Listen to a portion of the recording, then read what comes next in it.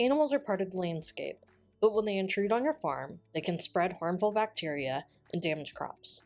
In this video, we'll talk about how to spot, prevent, and respond to animal intrusion on your farm. The biggest food safety concern with wildlife on your farm is fecal contamination. Poop from mammals and birds can carry dangerous bacteria like E. coli or Salmonella.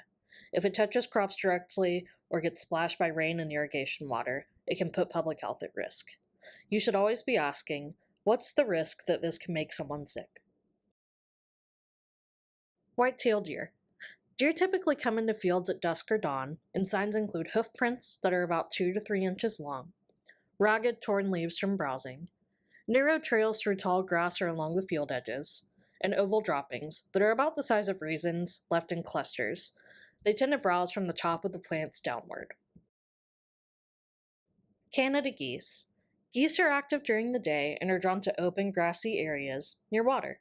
Some signs include large, tube-shaped droppings that are about 3 inches long, flattened grass or feathers left behind in rows, grazing damage to young greens or seedlings, and visible flocks nearby or loud honking overhead. Goose droppings are especially high risk for pathogens like E. coli. Woodchucks or groundhogs. Woodchucks are burrowers often seen in daytime. Signs include large, round burrow holes, often with dirt mounds, clipped stems and leaves, well-worn trails between burrows and fields, and small pellet-shaped droppings near tunnel entrances. Look for activity near hedgerows, stone walls, or brushy edges. Rabbits. Rabbits feed at dawn and dusk, often in low-growing crops.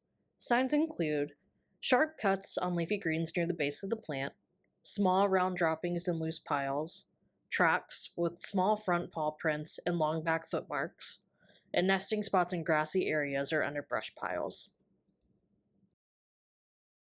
Turkeys. Wild turkeys travel in groups and can trample young plants.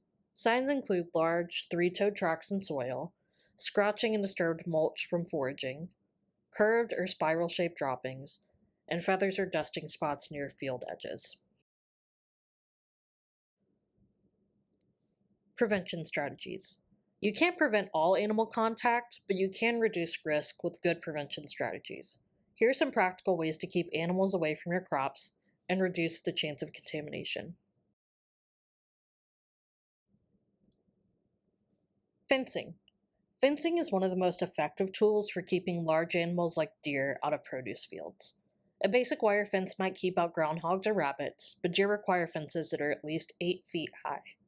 For burrowing animals like woodchucks, the fence should extend at least a foot underground and be angled outward to prevent digging underneath. Electric fencing can also be useful for deer, even turkeys, or even birds in some cases, especially when baited with attractants. But fences require regular maintenance, so check for holes, sagging, or breaches after storms or periods of large animal activity. Signage. Clear signs at field entrances, along access roads, and near gates help both visitors and workers understand where the fields begin and how to minimize contamination risks. Signs can indicate active produce areas and ask people to close gates and restrict animal entry. While the signs obviously can't stop the wildlife from coming in, they support a broader system of food safety by clarifying the expectations and keeping people and pets out of sensitive areas. Field sanitation. Remove spoiled and dropped produce quickly because it can attract pests and wildlife. Keep compost piles sealed or far away from growing areas. Mow tall grass along field edges to reduce cover for rabbits and rodents. And watch for new burrows or nesting spots in brushy areas and stone walls. Proactive field cleanup can reduce the food, cover, and habitat that brings animals closer to your crops. So how can you respond when intrusion happens? If you find poop or signs of animal intrusion in your field, here's what you can do. Flag the area and create a 5-foot buffer zone around it. Don't harvest from the contaminated area, and record what you saw, where, and when. And if rain is expected, expand the buffer, because water can spread contamination. Alright, let's talk about an example. Geese are a frequent problem here on farms in Massachusetts, even on our farm at New Entry. They're drawn to open fields and short grass and bodies of water, so when they pass through, They leave behind large, wet droppings, often in long rows.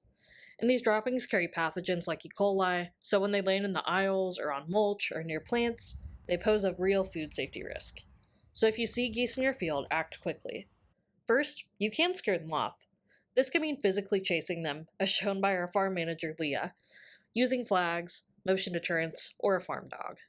After they're gone, inspect the area for droppings. And if you find any in or near your crops, flag the area, mark the buffer zone around it. And avoid harvesting from that zone, especially if rain is coming or crops are ready for harvest. And document what you found and how you responded. We recently saw this in one of our onion fields. There was goose poop visible on the plastic mulch and in the aisleways, and in this case the onions were still pretty young, months away from harvest. And there's no overhead irrigation. And since onions are classified as rarely consumed raw, the situation was considered lower risk. But if this had been a ready-to-harvest crop like arugula or lettuce, something that's eaten raw and has more leaf surface, the contamination would be more serious.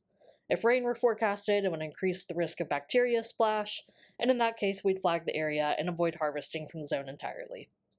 Being able to make these distinctions, crop type, growth stage, and weather conditions, can help you take food safety action that's proportional and practical. If you have any questions about food safety on your farm, visit our website at nisfp.nutrition.tufts.edu.